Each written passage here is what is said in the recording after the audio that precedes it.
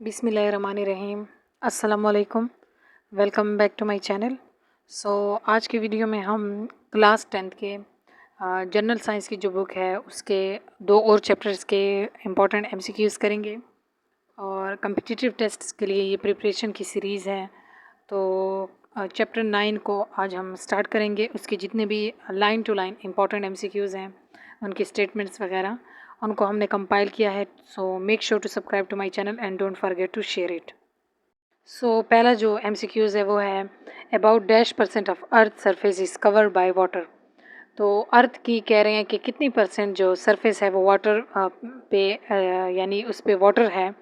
तो correct option है 71%। अर्थ का जो 71% जो पोर्शन है वो वाटर पर यानी वाटर उस पर प्रेजेंट है। नेक्स्ट एमसीक्यूज है about dash % of all earth's water is present in the ocean. तो अर्थ का जो टोटल यानी अर्थ पे वाटर है उसका कितने % जो है वो ओशियन में प्रेजेंट है। जो समंदरें वगैरह हैं तो उसमें कितने % वाटर है। तो करेक्ट ऑप्शन है 96.5%। नेक्स्ट एमसीक्यूज है about dash % of earth fresh water is in the form of liquid.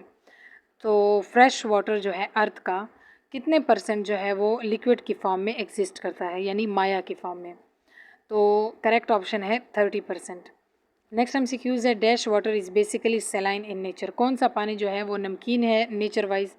तो करेक्ट ऑप्शन है सी वाटर, यानी कि समंदरों का जो पानी है वो सेलाइन इन नेचर होता है, उसमें साल्ट होता है।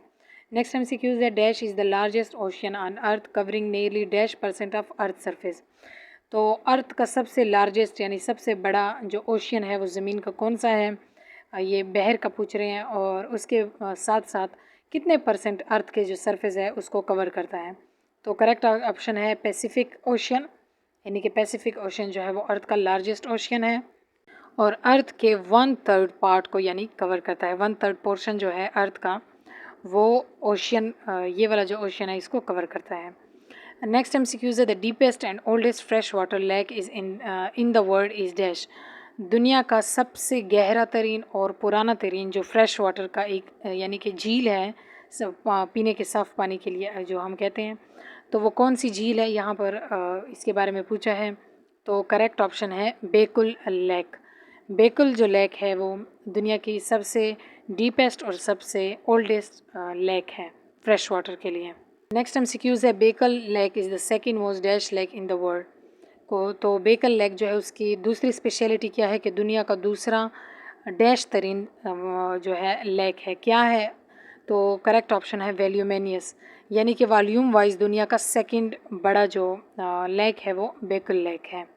नेक्स्ट एमसीक्यूज है डेप्थ ऑफ बेकल लेक इज़ डैश।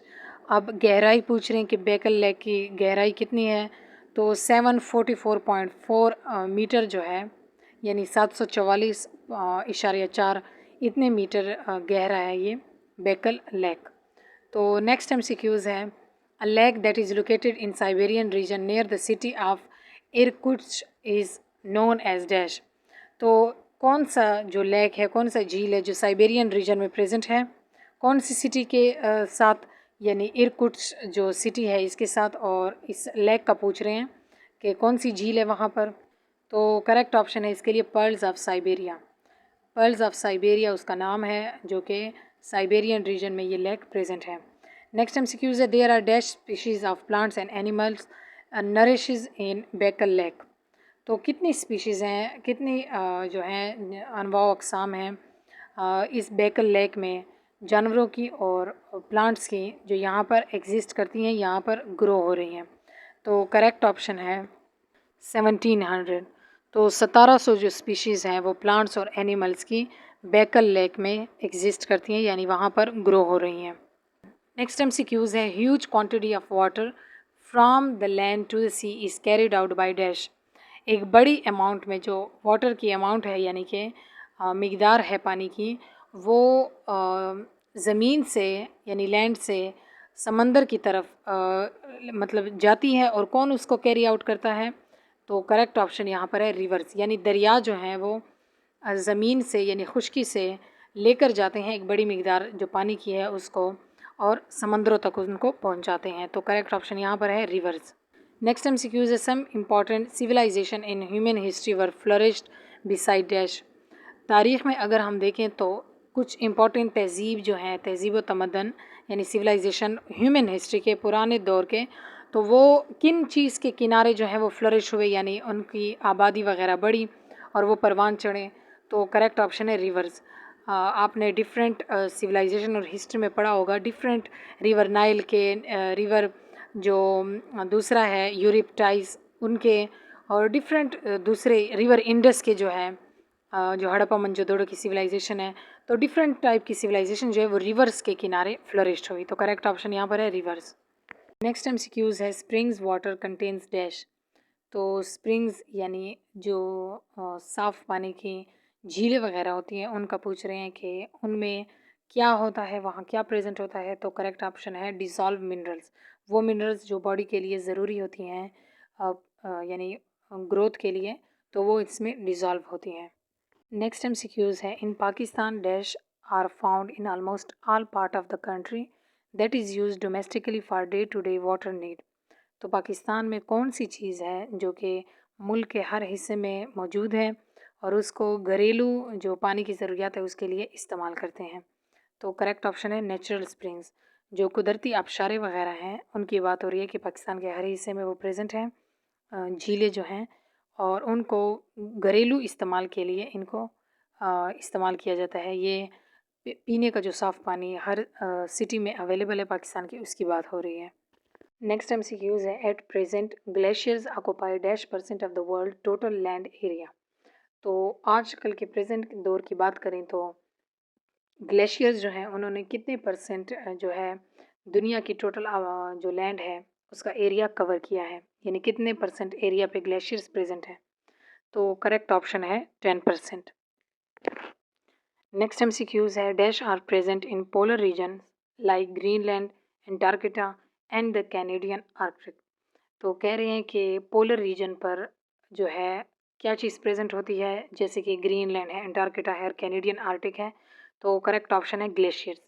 उन रीजन्स पर ग्लेशियर्स प्रेजेंट होते हैं। ओके, नेक्स्ट MCQs है glaciers can be as small as dash and as big as dash extended to hundreds of kilometers. तो कह रहे हैं ग्लेशियर्स जो हैं वो उनकी यानी स्मॉलर ग्लेशियर जो है वो कितने तक हो सकते हैं अगर हम देखें, और बिगर से बिगर जो ग्लेशियर्स हैं वो कितने जो है 100 किलोमीटर तक हो सकते हैं। तो यहाँ पर रेंज पूछ रहे हैं कि कम से कम वो कितने हो सकते हैं छोटे से छोटा, और बड़े से बड़ा ग्लेशियर जो है वो कितना हो सकता है। तो इसके लिए जो करेक्ट ऑप्शन है वो है football ground and small town.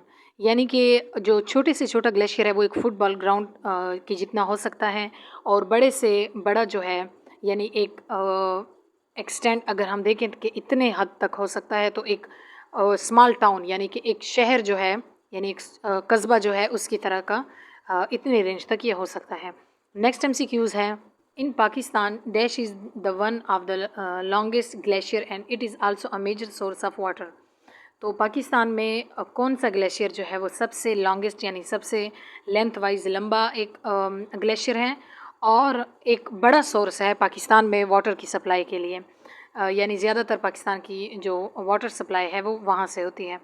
तो करेक्ट ऑप्शन इसके लिए है सियाचिन ग्लेशियर। सियाचिन ग्लेशियर जो है पाकिस्तान में ना सिर्फ एक लॉन्गेस्ट ग्लेशियर में आता है बल्कि एक मेजर सोर्स है वाटर के लिए में। नेक्स्ट MCQs है water found in cracks and crevices in soil sand and rock is dash.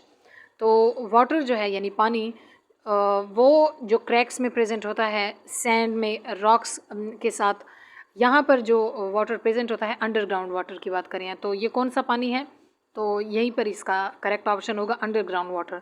वो पानी जो हम घरों में यानी ज़मीन के नीचे से निकालते हैं उसके लिए ये सारी टर्मिनोलॉजी वगैरह यूज़ हुई है कि जो क्रैक्स में सॉइल के अंडर होता है और सैंड्स और रॉक में, यानी क्योंकि वाटर की आपने पढ़ा होगा ज़मीन की डिफरेंट लेयर्स के नीचे वो होता है, फिल्ट्रेट वगैरह उसका प्रोसेस होता है पूरा। तो सॉइल, सैंड एंड रॉक्स यहाँ से गुजर के नीचे जो पानी होता है उसको कहते हैं अंडरग्राउंड वाटर। नेक्स्ट MCQs है dash is an underground layer of water bearing permeable rocks from which water is extracted using a water well. तो एक चीज़ के बारे में यहाँ पूछ रहे हैं कि वो अंडरग्राउंड लेयर है यानी ज़मीन के नीचे पानी की एक लेयर है जिसमें परमिएबल रॉक्स होते हैं, यानी ऐसे रॉक्स जिनमें सुराखें हों और वहाँ से पानी जो है एक्सट्रैक्ट किया जाता है, उससे हासिल किया जाता है, यानी उन रॉक्स में से वाटर जो है वो गुजरता है क्योंकि वो परमिएबल होते हैं। तो उस चीज़ को क्या कहते हैं? तो करेक्ट ऑप्शन यहाँ पर है एक्वीफायर। एक्वीफायर वो अंडरग्राउंड लेयर है पानी का जो कि रॉक से बना होता है, और वहाँ पर क्योंकि वो पोरस होते हैं वो रॉक, तो उनमें से वाटर जो है वो गुज़रता है एक तरह से। यहाँ पर आप समझ सकते हैं कि एक छलनी की तरह के इसकी लेयर होती है, तो वहाँ से ये एक्सट्रैक्ट होता है और प्योरीफाई होकर वाटर हमें मिलता है। नेक्स्ट MCQs है the availability of ground water depends upon dash and yearly waterfall quality recorded.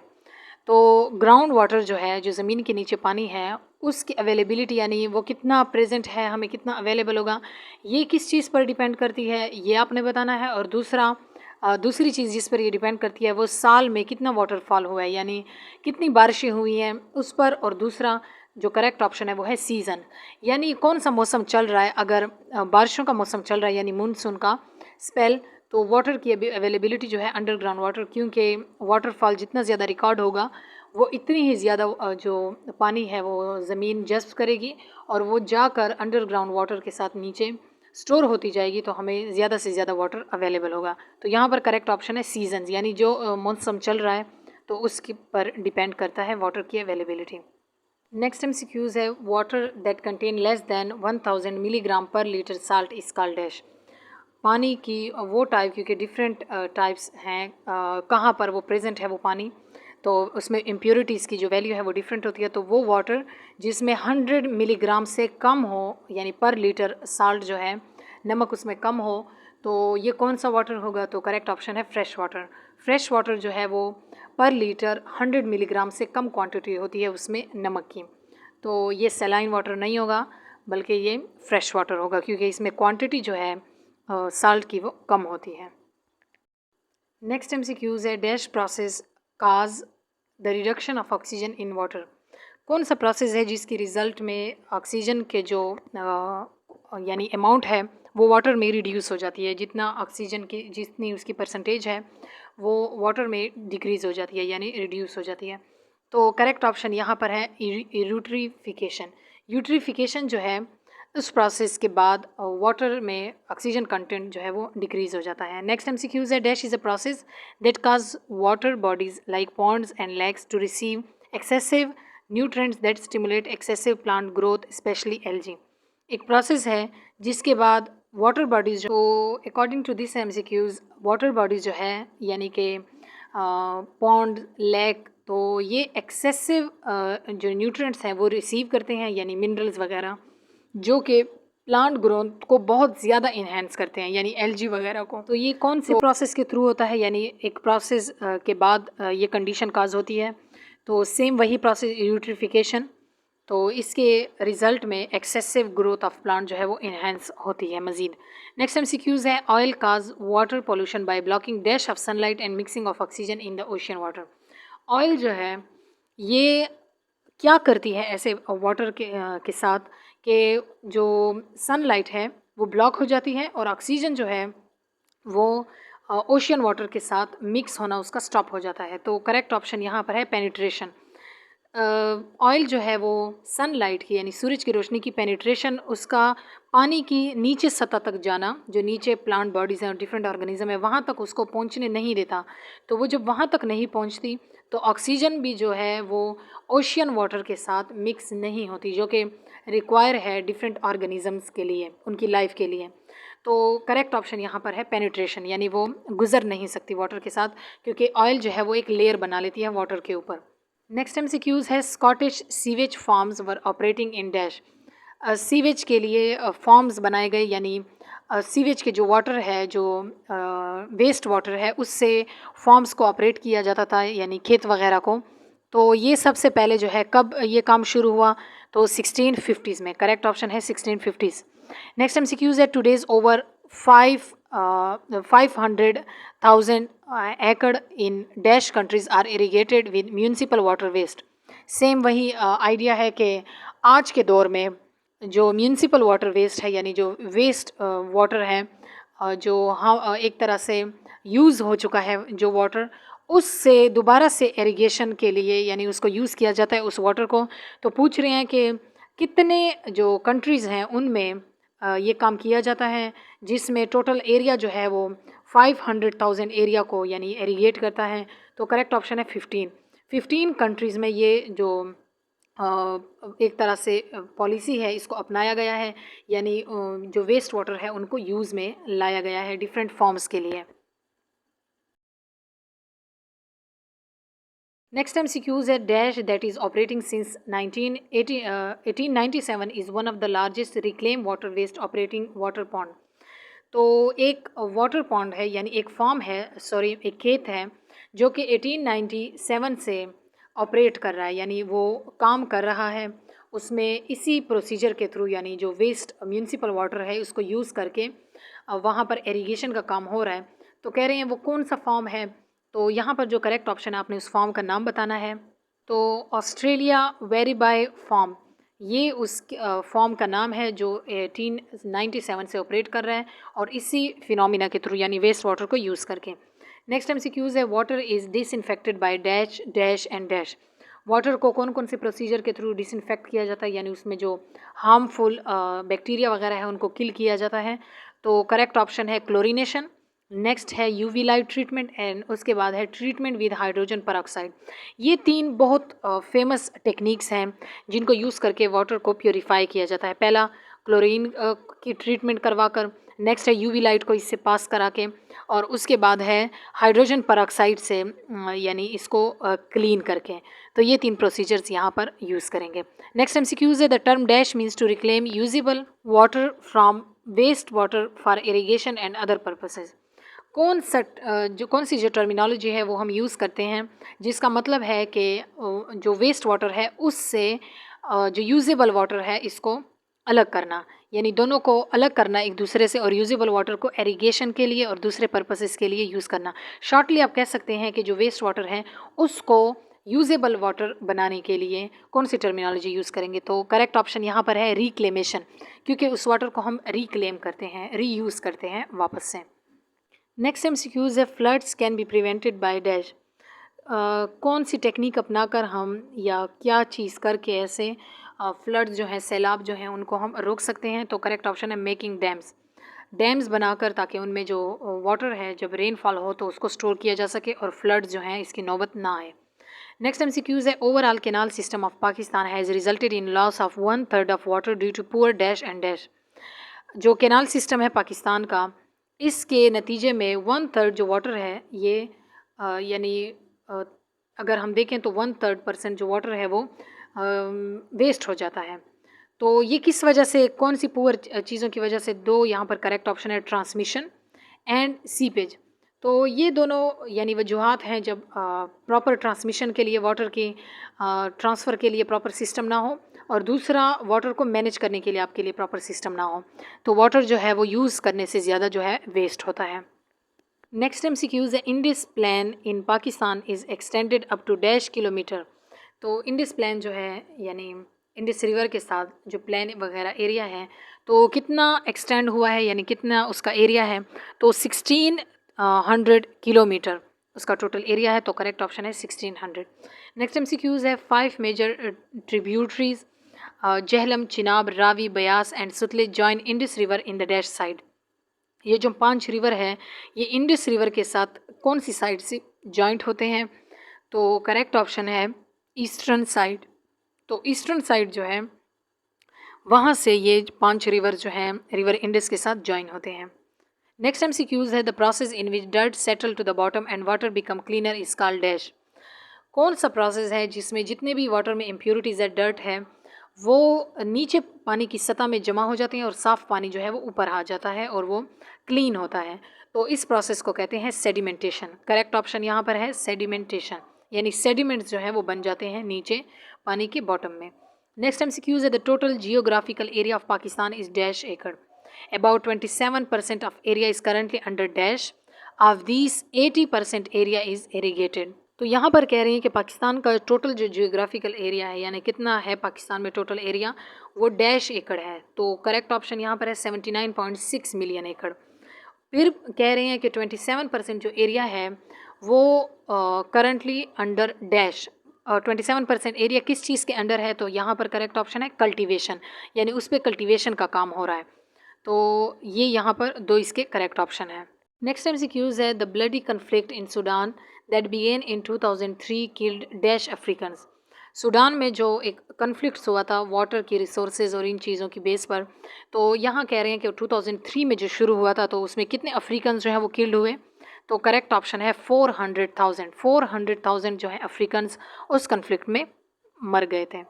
Next MCQs है, Siachen glacier is located in north of Pakistan and extended toward dash and dash. Siachen glacier जो है वो कौन सी 3 countries तक यानी extend है, 3 countries को मिलाता है, तो एक तो नॉर्थ ऑफ पाकिस्तान है यानी पाकिस्तान के शुमाली इलाका जात में, दो और कौन सी कंट्रीज़ हैं, तो करेक्ट ऑप्शन है चाइना एंड इंडिया।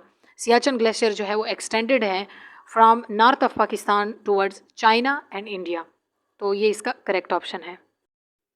सो यहाँ तक थी आज की वीडियो। क्लास 10th के चैप्टर 9 के एमसीक्यूज़ को आज हमने कवर किया है। नेक्स्ट वीडियो जो है वो इंशाल्लाह नेक्स्ट जो चैप्टर है चैप्टर 10 उसके इंपॉर्टेंट एमसीक्यूज़ को डिस्कस करेंगे। अगर आपको वीडियो अच्छी लगी है तो काइंडली मेरे चैनल को सब्सक्राइब करें, वीडियो को लाइक करें, शेयर करें, और अगर आपकी कोई सजेशन है तो वो भी मुझे कमेंट सेक्शन में बताएं। सो टिल नेक्स्ट वीडियो, अल्लाह हाफिज़।